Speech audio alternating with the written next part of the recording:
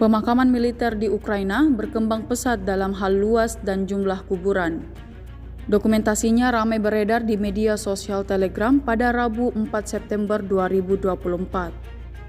Video-video seperti ini mencerminkan kerugian yang sangat besar di kalangan militer angkatan bersenjata Ukraina, jauh lebih baik daripada angka-angka yang sangat diremehkan dari staf umum dan propagandis Ukraina.